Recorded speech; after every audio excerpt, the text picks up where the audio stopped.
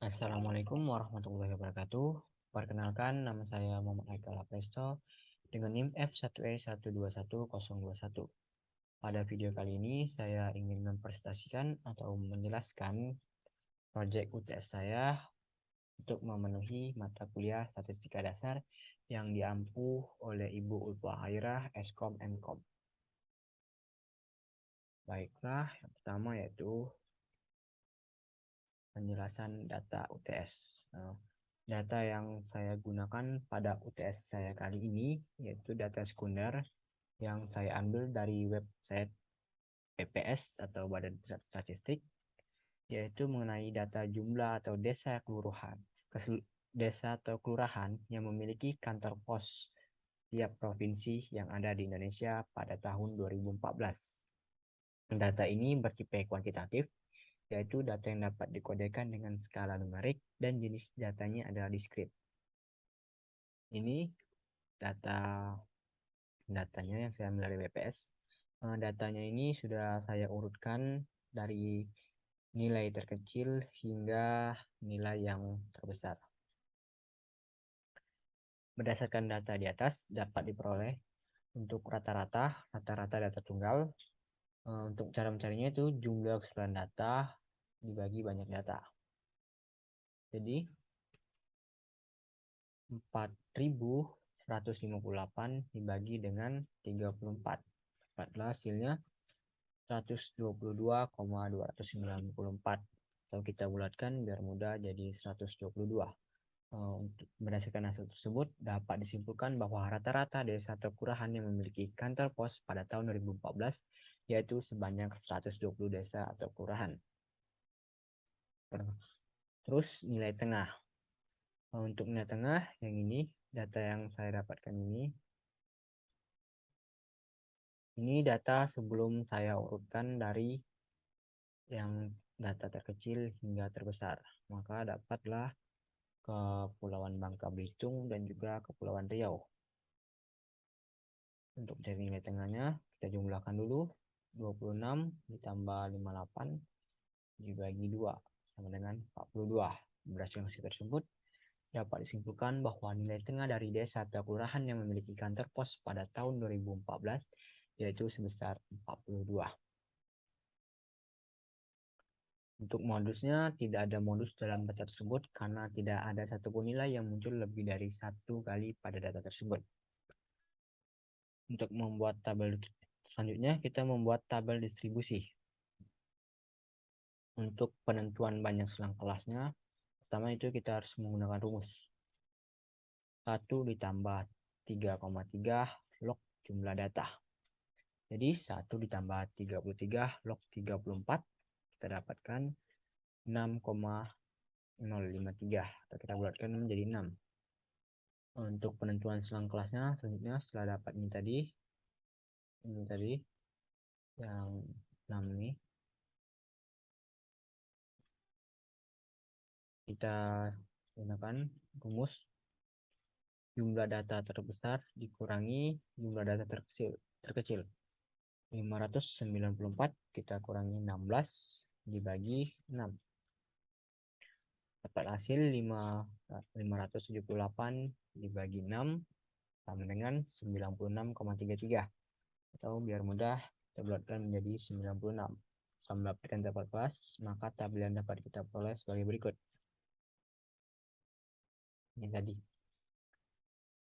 Kita jelaskan masuk ke Excel saja. Nah, untuk interval ini dapat dari mana?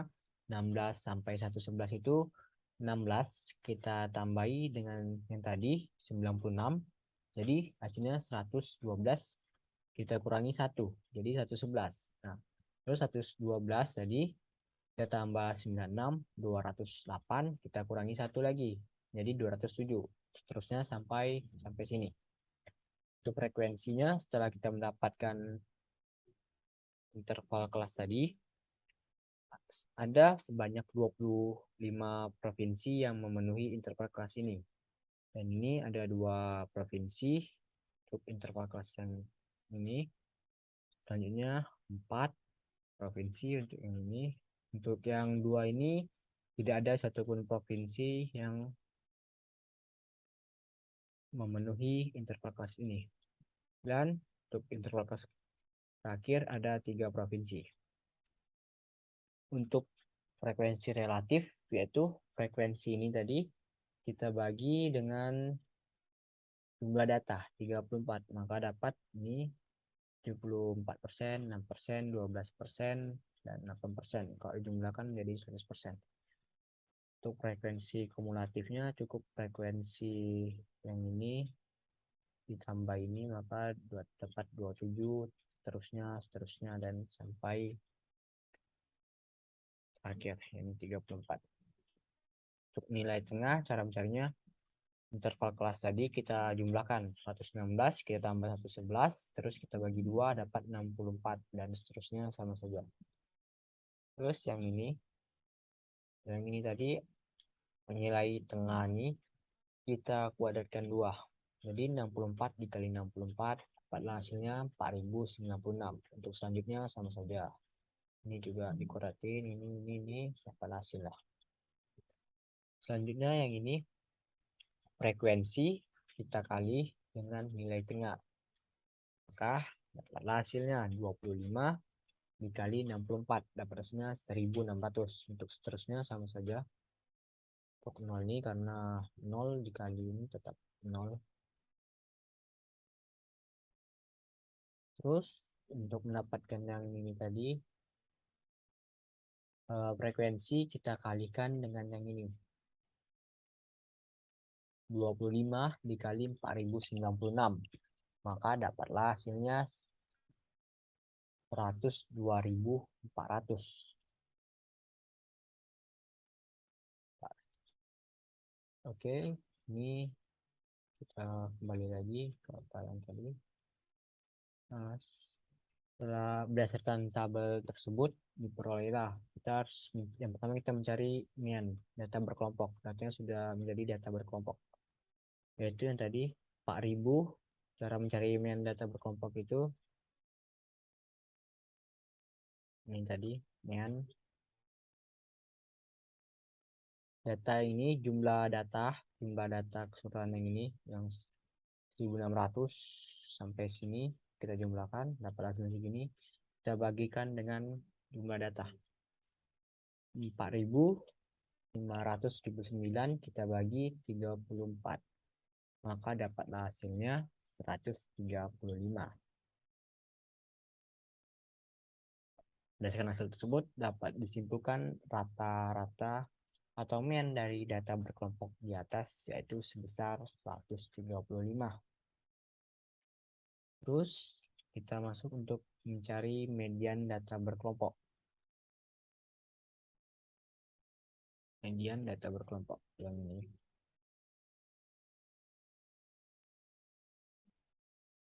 Pertama untuk mencari median itu kita tentukan dulu batas bawah dari median tersebut. Nah, gimana kita cara kok bisa dapat batas bawahnya segini? Yang ini tadi, di antara sini tadi. Yaitu nih, total frekuensi kita bagi 2. Kan ada 34. 34 itu kita bagi 2 dapat 17. Terus kita lihat di frekuensi kumulatif. 17 itu berada di interval keberapa? Kelas keberapa? Ternyata di 25. Masuk di 25 berarti di interval kelas pertama. Terus untuk mencari batas bawahnya kita kurangi. Batas bawahnya itu kan 16. 16 kita kurangi 0,5. Dari mana 0,5 itu dari rumus untuk mencari batas bawah. Jadi dapatlah hasilnya 15,5. Lanjut, yang tadi 15,5 kita tambah dengan yang ini tadi. Frekuensi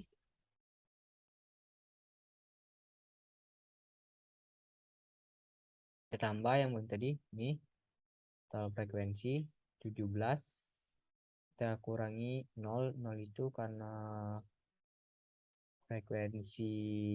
frekuensi sebelumnya itu 0 ya, tidak ada karena ini udah paling awal, jadi tidak ada lagi. Terus kita bagi dengan frekuensinya 25. Frekuensinya 25 yang ini D2. Terus kita kali F10. F10 itu yang ini, intervalnya tadi 96. Kita kali.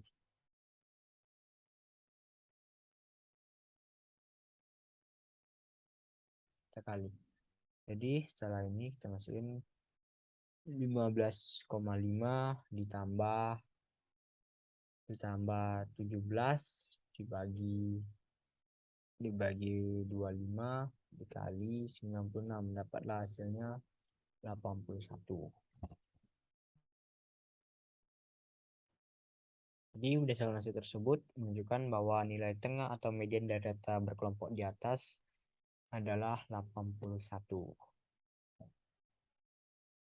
Terus kita mencari modus data berkelompok. Modus data berkelompok. Ini ya. Modus data berkelompok.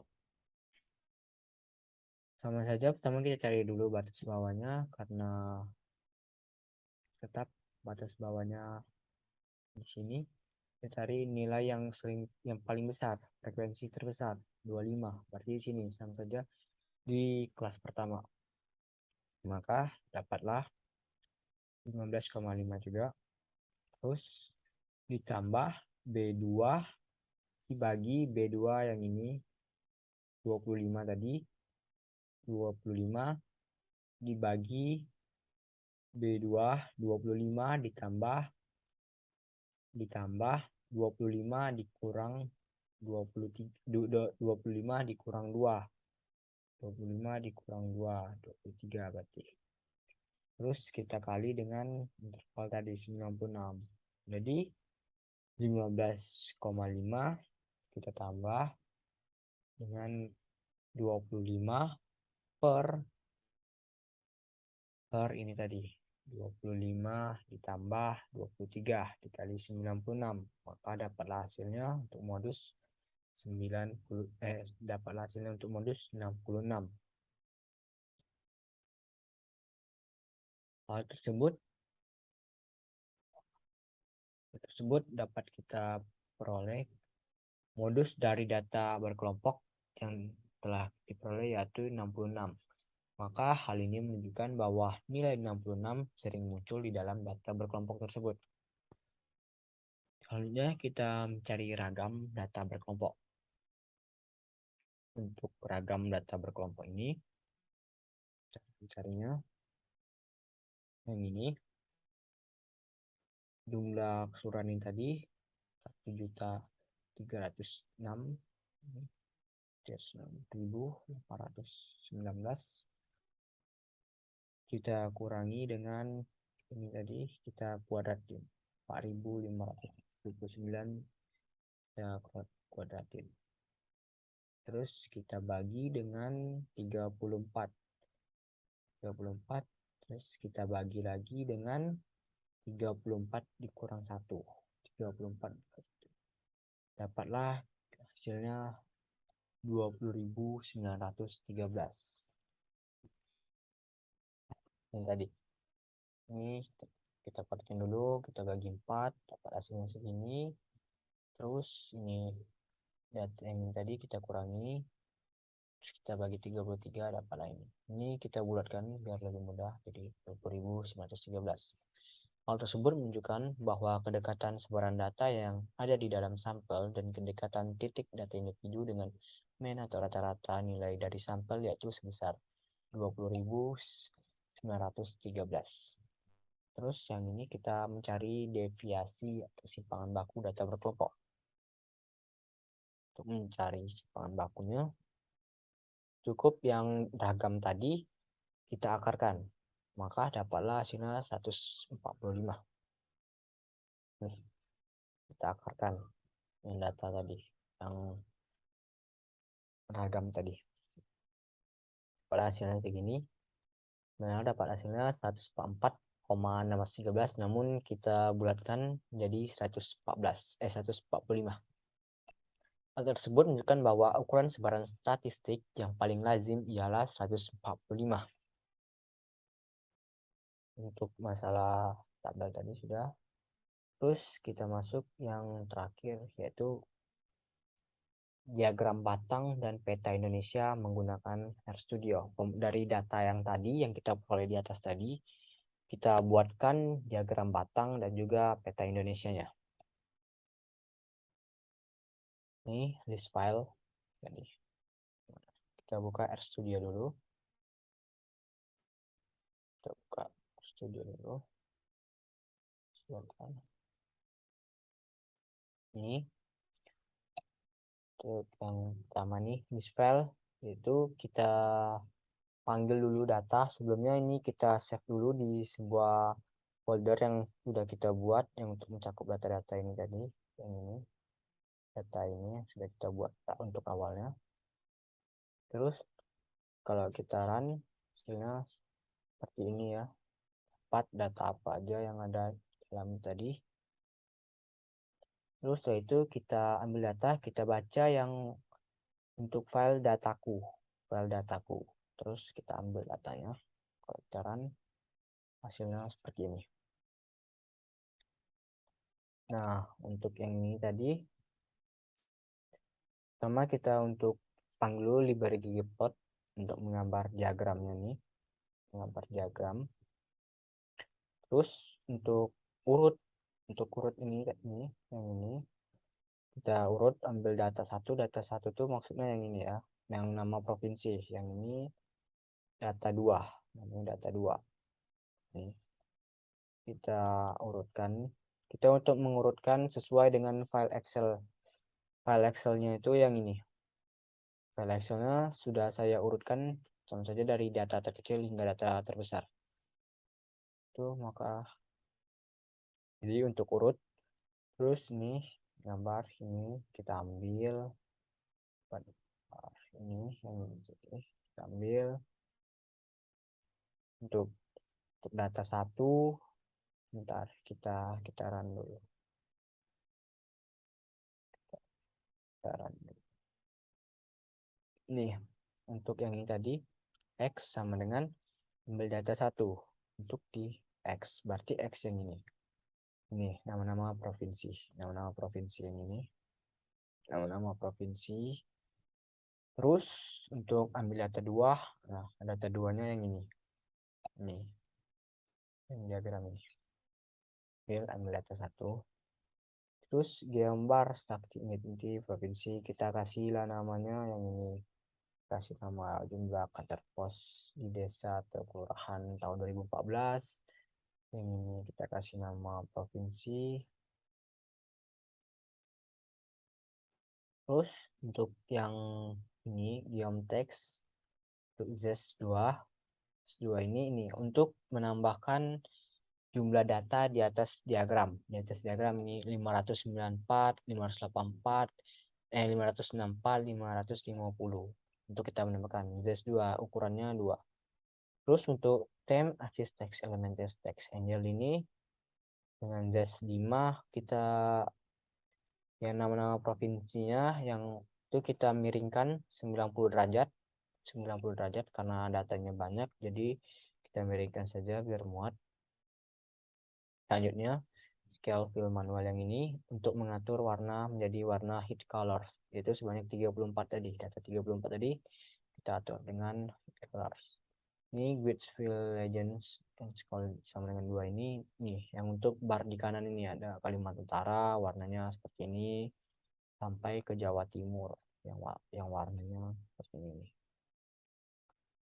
Kalau yang ini untuk mencetak gambar ini sama saja. Dari yang sini kita panggil dulu library-nya untuk tadi. Sama saja yang ini untuk data yang ini untuk menyimpan gambarnya kita atur berapa besarnya, terus kita set index-nya. Ini untuk yang ini pengaturan untuk di mencetak ke Excel ya, biar gambarnya tercetak ke dalam Excel. Ini untuk diagram batangnya tadi, ini codingannya sudah ada penjelasannya juga saya buat di sini. Ini sudah ada, kita lupakan apa fungsinya tuh. Ya, seperti ini tadi sama saja. Dan ini tadi ya, ini ada nama provinsi tadi juga ikut penjelasan warnanya. Nah, kesimpulannya berdasarkan diagram batang di atas, terlihat 34 provinsi Indonesia pada tahun 2014 mengenai jumlah desa atau kelurahan yang memiliki kantor pos dari yang terendah yaitu Aceh dengan jumlah kantor pos 16 sampai yang tertinggi yaitu Jawa Timur dengan jumlah kantor pos 594. Disusul dua tertinggi lainnya setelah Jawa Timur yaitu Jawa Tengah dan Jawa Barat dengan jumlah kantor pos 564 dan 550. Nah, untuk yang terakhir penggambaran peta Indonesianya.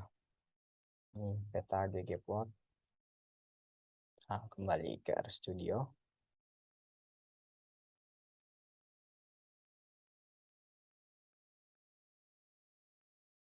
Ggplot.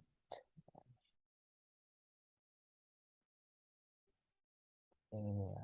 Nah, dari sini tadi. Sama saja kita panggil ini library untuk gambarin. Ini fungsinya yang ini nih, yang di sini. Fungsinya itu untuk memanggil peta dunia. Ini juga bisa nih kita atur warnanya apa. Kalau saya warna green yellow, tentunya dan black untuk tepi-tepiannya. Hasilnya itu seperti ini. Kalau kita sudah mengkodenya, seperti ini hasilnya. Lanjut, terus ini kita gunakan untuk kode untuk memanggil peta Indonesia. Nah, itu hasilnya yang seperti ini. Terus selanjutnya, setelah itu kita import dataset dulu, file yang telah kita siapkan mengenai titik-titik koordinat dari 34 provinsi tersebut. Nah, datanya itu kalau di Excel yang ini, datanya yang ini. Ini sudah ada juga jumlah kantor posnya, ini datanya. Data 34 ini tadi. 34 provinsi tadi. Terus udah kita baca, ini muncul view Indonesia tadi. Terus kita definisikan dulu karena kita mau nambah nama data 2, jadi kita definisikan dulu data 2 itu sama dengan Indonesia 1. Terus Indonesia 1 sama dengan data 2. Terus kita panggillah data 2 tadi. Nih hasilnya. Terus yang ini kita untuk mencetak setelah pemanggilan titik koordinat untuk menampilkan titik-titik letak dari provinsi-provinsi tersebut. Nah, untuk ini juga warna titiknya saya kasih warna merah, warna red ya. Warna red S-nya 2. Terus kita print, maka kita akan mendapatkan hasilnya seperti ini. Ini titiknya sudah mulai muncul nih, sudah nampak. Terus lanjut untuk yang mana ini? Yang ini lagi. Yang ini. Yang ini tadi ya. Print Indonesia. Ini untuk menampilkan rasio data dari titik-titik tersebut. Misalnya yang paling kecil berapa rasionya. Itu saya kasih juga warna merah dan juga untuk hasilnya. Ini hasilnya yang ini, yang di kanan ini, kanan 100, 200, 300, semakin besar titiknya, semakin besar jumlah datanya. Semakin besar jumlah datanya. Untuk selanjutnya, kita tambah. Oh, ini belum tadi untuk manggil peta kelurahan yang sudah jadi. Coba saya uploading situ dulu. Ini saya ganti black, warna black. Ini untuk manggil peta udah keseluruhannya tadi. Oh ya, data 2 ini yang data tadi. Kita buka black. Oh,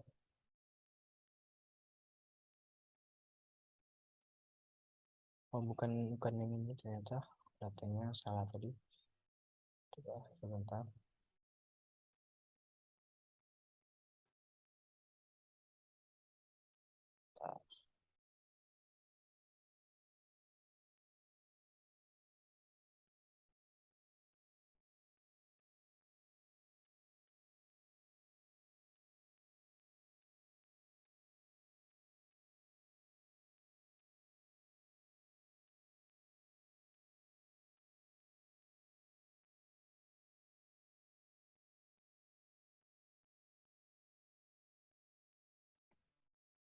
Nah, yang ini.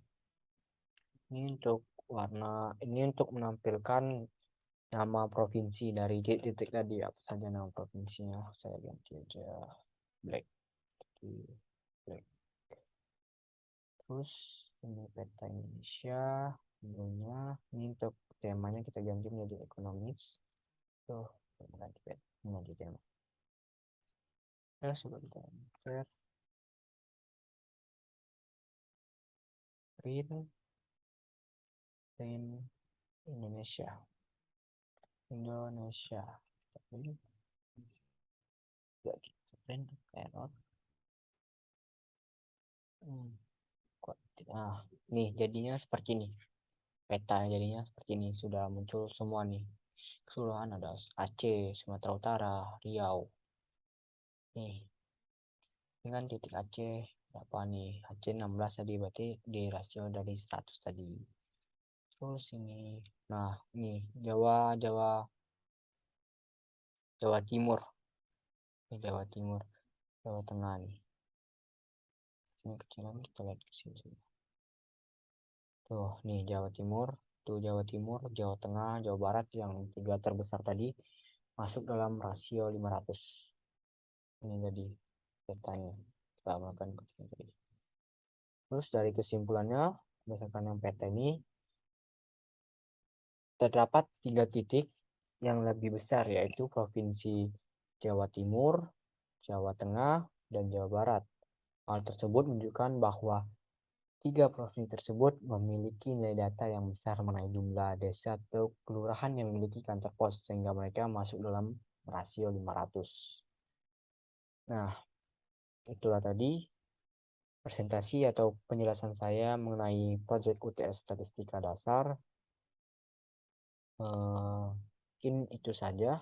Lebih dan kurang saya mohon maaf. Saya akhiri.